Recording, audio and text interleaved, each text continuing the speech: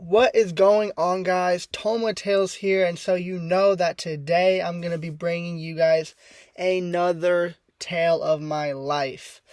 Now, this tale is the first sequence, the first part two I'm doing to the first tale, which was titled Moving In with My PlayStation Friend. Now, if you don't remember, I'll give you a little rewind. So, yeah, I was friends with this guy on PlayStation for about 7 years. We would talk shit, we would fight a lot, but eventually, when I was about 19, late 19, he decided to fly from California to Florida.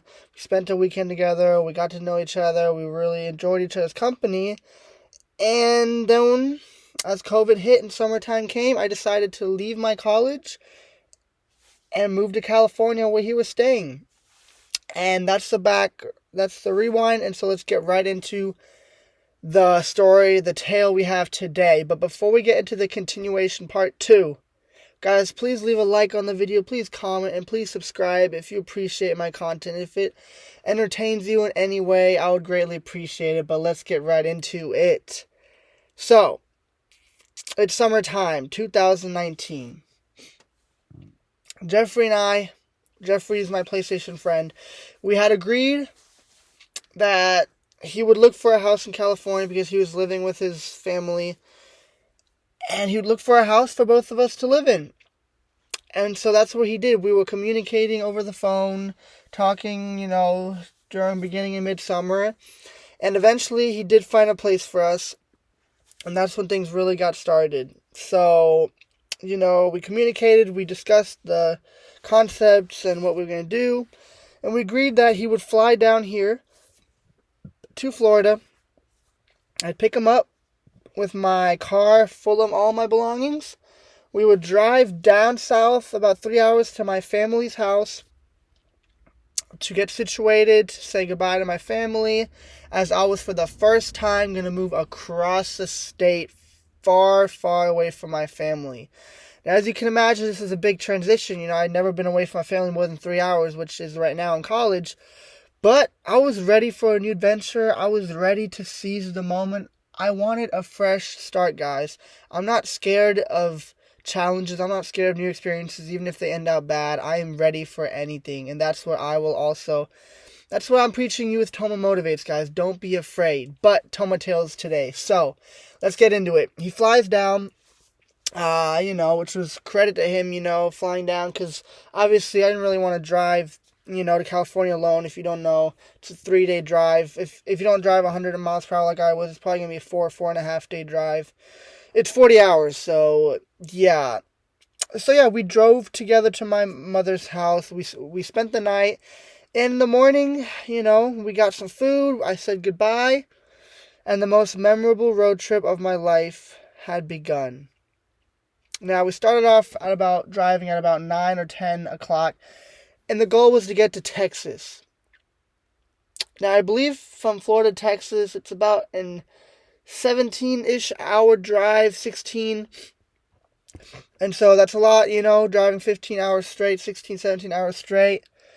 But nevertheless, we began the journey. And we had a special guest join our journey. It was my cat, Luna, my beautiful, beautiful cat. She was sitting in the back. She was a soldier because it was a mistake, but we kept her in a cage the whole ride because, we didn't want her getting out of the car when we had to get a restroom stop. We just didn't want to risk anything, Obviously, I love the cat very much, and I just wanted her safety. So we kept her in a cage, and I was surprised she started, in the beginning, she was meowing a lot, but nevertheless, we began our journey to the West Coast, and it was a sunny day. And the beginning of the car ride was just, conversating, playing music, and just, relaxing. There was not much special the first few hours, first 10 hours, I would say. Just, Florida. It took a while to get out of Florida. There's not much to see in Florida. And then we, Mississippi and all these other states you have to go through. But all of it was just an experience to this point.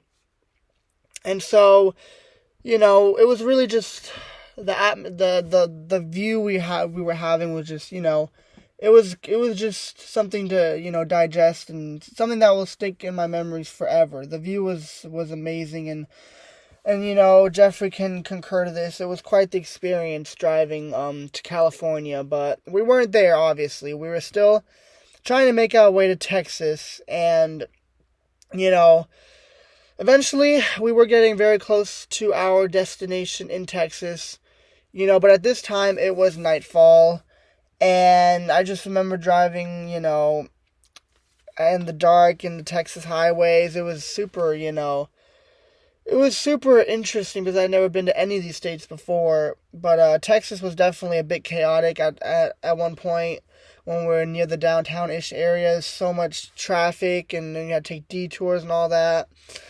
But at this point, we've been about 15, 16 hours in. I was going to be the only one driving because I drive a stick shift. Jeffrey does not know how to do that. And so it was all on me, which is fine because he flew here just to give me company, even though he sucked at giving me company because, he really didn't talk much when I really was dying tired. But nevertheless, we had driven about 15, 16 hours, and we were in Texas, and we were ready to shut down, hit the Motel 6, and get somewhat of a good night's sleep before hitting the road tomorrow and trying to get about another 15-hour drive in.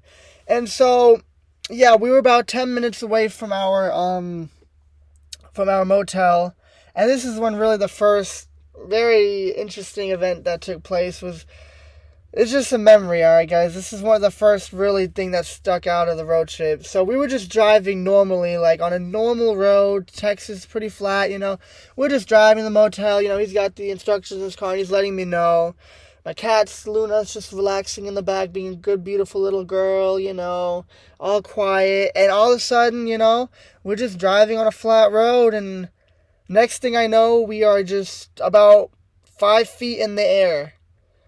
Just from a normal, road with some gas stations, and a little bit of houses, and just, a busy road-ish, kind of, it wasn't a deserted road, and all of a sudden, us just driving normally, and then we're just, seemingly flying.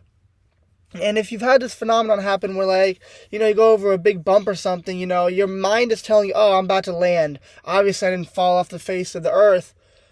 But as our car doesn't come to a landing, I look at Jeffrey, and Jeffrey's looking at me, and we're both just the look we had in each other's eyes, what is happening? Why are we still flying? What in the world are we going through? Because we were not stopping. We had not hit the ground, so we had to have been flying somewhere. And I just really remember the look he had on his face, because I didn't know what to expect. I don't know. We were driving on a flat surface. All of a sudden, we were just flying 5 feet in there. And eventually, we did hit the ground. And it was like a boom. And I was like, what just happened? And what happened was it was just a huge, uphill on a normal road. And it just, dropped so heavily. Texas has bad construction on their roads. And I wasn't driving, super fast. But we just ended up flying. And credit to this car I'm in right now, because this little baby, this is my Vanessa, guys. I haven't introduced you to Vanessa, but this is my Batmobile. She's been through so much, and she's amazing. Without her, man, we probably would be bones in the desert of Arizona or something. But yeah, that was a really, really funny moment where we just, we were flying. And after that, about two minutes later, we had made it to the Motel 6, and I remember just getting out of the car and just, reminiscing on that moment, what just happened. That was insane. I've never taken a fly like that in a car. But nevertheless, guys, we were tired. I was really tired. We brought Luna into the motel, and we spent the night there. Nothing happened in the hotel, no haunted hotel, and none of that. Just spent the night, got some rest, woke up at around 6:37ish, and got ready to hit the road, Jack. So yeah, we woke up, got the cat, got everything out, and I just remember the scenic Texas landscape at about 7, 8 in the morning when the sun is rising. It was beautiful, guys. I mean, I just remember the flat road. When you see the movies and it's just you just see the Texas landscape, And correspondingly, I just got into the country music vibe. So I played some country music that my dad used to play. And it was a beautiful, beautiful way to start off the day. Just looking left, looking right, just a little bit of sand there, desert there, and just like that Texas country atmosphere, guys. It was amazing. And so, Texas was a long, long, long drive. And what was also very funny is Texas is where the first time I saw an 85 miles per hour speed limit. That was the fastest speed limit I've ever seen. But, we continued driving through Texas and, just listening to music and talking and making sure Luna, our cat's doing good. And yeah, Texas was the longest drive ever. It was insane. But our goal for this day was to make it to San Diego, where my older brother, was living, so that we could crash there. And from Texas to San Diego was about another 15, 16, 17, 18-ish hour car drive. But when I drive a car, I'm not the one to stop all the time and need a break or do this and that. I want to get there. The only way I'm stopping is for gas. So once my gas goes all the way down, I am stopping, which does not happen for a while. So, I'm really focused on getting to the destination. So, as I said, we're driving through Texas, and at a certain point we get to, the busier interstates. We're driving through a bunch of interstates, And as we go through Texas, we also go through Arizona. And it was just, Arizona was very, very interesting. And also, just the desert of, Arizona. And also, we drove through New Mexico. And all these, places on the left side are very, I don't find them spooky or anything. But Jeffrey thinks there's a lot of hidden lures and a lot of alien stories of like New Mexico and Arizona and people going missing in the middle of the night. And yeah, in the middle of the night, we were driving through Arizona and through that territory. And I'm trying to, remember what happened first. But let me just tell you about Arizona and New Mexico, the atmosphere. Obviously, it's very deserted, but it felt like I was in the Grand Canyon when I was driving by. I mean, it was insane. I'd never seen those orange rocks just pile on top of each other. It was really insane. But the highlight of this day, it happened in Arizona, guys. Now, we were deep into Arizona, about 3 to 5 hours away from San Diego.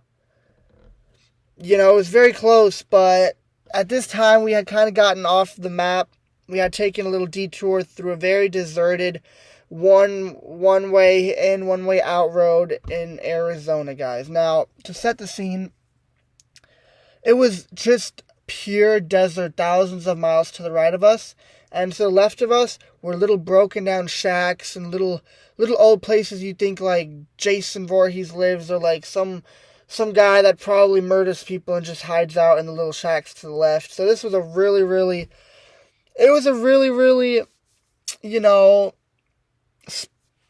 deserted, creepy place in the middle of the night to be in Arizona.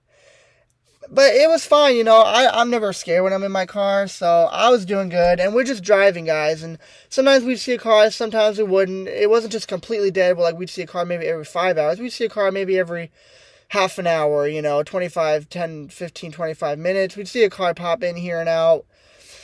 And we're just driving comfortably, and I remember the police was like in front of us. And so we kind of felt a little safe because the police was in front of us. Or they might have been behind us. But either way, the police was like one car up or one way down. And we felt, we were just relaxing. And all of a sudden, I just like hear a little weird noise in the top left of my car. I'm like, what was that? And I've been very experienced with my tires, braking in the middle of the road. I've had to exchange like 4 tires already. I have very bad luck with tires and hitting nails. The first few weeks I even drove a car, I hit a nail and my tire broke. So at this point I'm like, damn, that might have just popped our tire. But in my mind, I'm not saying anything, but I look over to Jeffrey and he's just like, when someone acts like nothing happened, to just like not speak it into existence, and just keep looking ahead, because if that is the case, it's the worst possible case in the world. So I look over and he's just like acting like nothing happened, like, okay, I'm gonna just keep cordially driving, and all of a sudden I just hear, and I'm just like, oh no. And at that moment, there was no hiding it. Jeffrey and I knew we had a flat tire in the middle of nowhere in Arizona. And at this point, anything could have happened. We had a cat in the car. We had a full car with a cat that we'd been driving for about, at this point, it was about 16 hours of straight driving. 16 to 18 hours. We'd been on the road for so long because of the detours. And it was about, I think I would say it was about 11 o'clock at night. Pure darkness. Desert to both sides with some hidden broken down shacks on the left. And just pure desert with like mountains in the back. Like, you know, it was the most eeriest spot we could have had a broken tire. And when I got out of my car, I looked to the front left of my tire and I see wires, barbed wire all over the top left of my tire. And so Jeffrey, Luna, and I are just sitting on the side of the road next to the desert in pitch black, thinking, did someone just put a barbed wire here to kill us? Either way, how are we getting out of here? And I don't want to make this too long, so if you want to hear the rest of whether we survived or not, it could be a ghost right now. Maybe we died that night in Arizona at midnight with no help and desert everywhere. You have to find out on part 3. This will be the last part, so stay tuned for part 3, guys. I hope you guys enjoyed this tale of my life. Toma Tales is out. Have a blessed day, guys. Goodbye.